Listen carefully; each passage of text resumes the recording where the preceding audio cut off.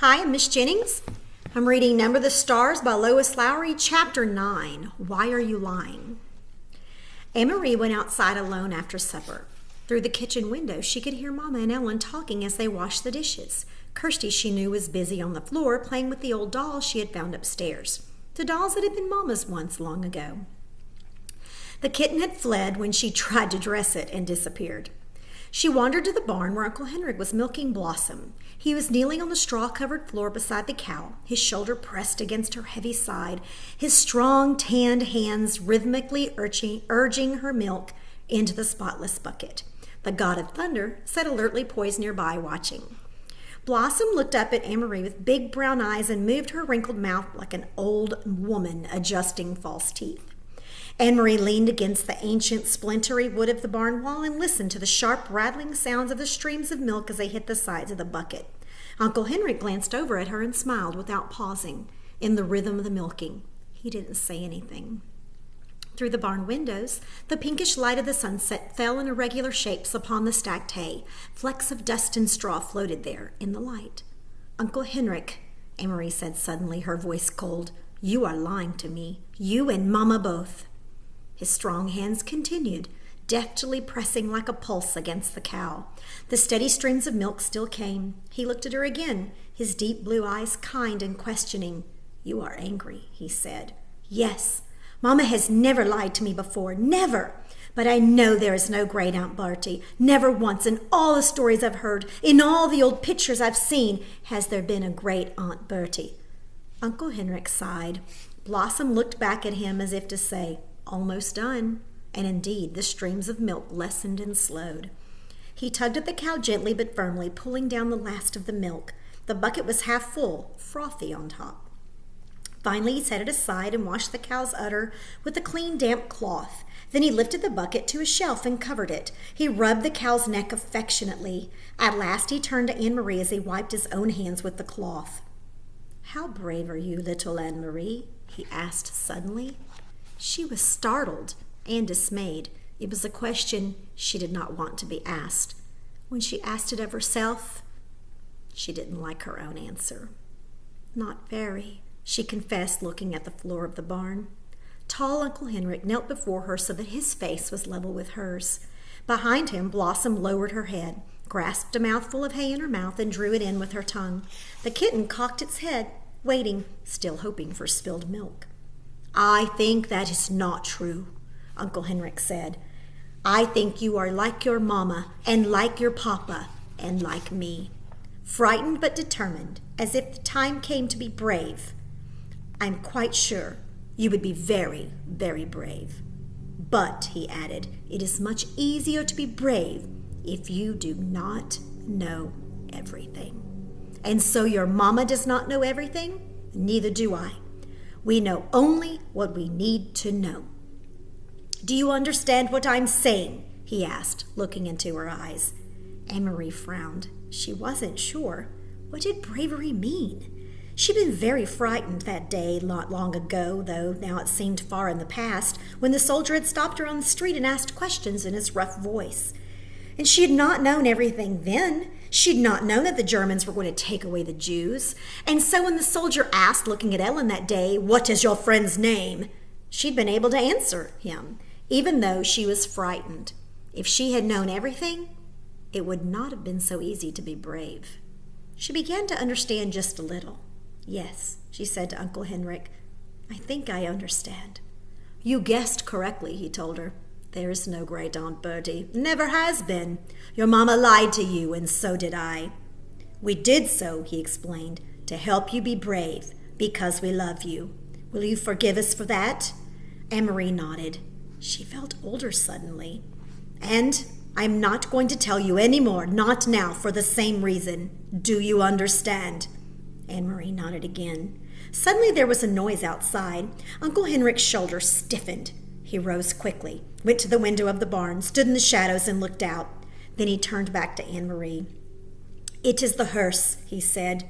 "It is great Aunt Bertie, who never was." He smiled wryly. "So, my little friend, it is time for the night of mourning to begin. Are you ready?" Anne-Marie took her uncle's hand, and he led her from the barn. The gleaming wooden casket rested on supports in the center of the living room and was surrounded by the fragile, papery flowers that Anne-Marie and Ellen had picked that afternoon. Lighted candles stood in the corners on the table, and it cast a soft, flickering light. The hearse had gone, and the solemn-faced men who had carried the casket indoors had gone with it, after speaking quietly to Uncle Henrik. Kirsty had gone to bed, reluctantly, complaining that she wanted to stay up with the others, that she was grown up enough, that she had never before seen a dead person in a closed-up box, and that it wasn't fair. But Mama had been firm, and finally Kirsty, sulking, had trudged upstairs with her dolls under one arm and the kitten under the other. Ellen was silent and had a sad expression. "I'm so sorry your Aunt Bertie died," Anne-Marie heard her say to Mama, who smiled sadly and thanked her. Anne-Marie had listened and said nothing. "So now I too am lying," she thought, "and to my very best friend. I could tell Ellen that it wasn't true, that there's no great Aunt Bertie. I could take her aside and whisper the secret to her so that she wouldn't have to feel sad." But she didn't. She understood that she was protecting Ellen, the way her mother had protected her, although she didn't understand what was happening or why the casket was there or who in truth was in it. She knew that it was better, safer, for Ellen to believe in Great Aunt Bertie, so she said nothing. Other people came as the night sky grew darker, a man and a woman, both of them dressed in dark clothing. The woman carrying a sleeping baby appeared at the door, and Uncle Henrik gestured them inside. They nodded to Mama and to the girls. They went, following Uncle Henrik, into the living room and sat down quietly. "Friends of Great Aunt Bertie," Mama said quietly in response to Anne-Marie's questioning look. Anne-Marie knew Mama was lying again, and she could see that Mama understood that she knew. They looked at each other for a long time and said nothing. In that moment, with that look, they became equals. From the living room came the sound of a sleepy baby's brief wail. Anne-Marie glanced through the door and saw the woman open her blouse and begin to nurse the infant, who quieted. Another man arrived, an old man, bearded. Quietly he went to the living room and sat down, saying nothing to the others, who only glanced at him. The young woman lifted her baby's blanket, covering its face and her own breast. The old man bent his head forward and closed his eyes, as if he were praying. His mouth moved silently, forming words that no one could hear. Anne-Marie stood in the doorway, watching the mourners as they sat in the candlelit room. Then she turned back to the kitchen and began to help Ellen and Mama as they prepared food. In Copenhagen, she remembered, when Lizzie died, friends had come to their apartment every evening. All of them had brought food so that Mama wouldn't need to cook. Why hadn't these people brought food? Why didn't they talk? Copenhagen, even though the talk was sad, In Copenhagen, even though the talk was sad, people had spoken softly to one another and to Mama and Papa. They had talked about Lizzie, remembering happier times. Thinking about it as she sliced cheese in the kitchen, Anne-Marie realized that these people had nothing to talk about. They couldn't speak of happier times with Great Aunt Bertie when there had never been a Great Aunt Bertie at all. Uncle Henrik came into the kitchen. He glanced at his watch and then at Mama. "It's getting late," he said. "I should go to the boat."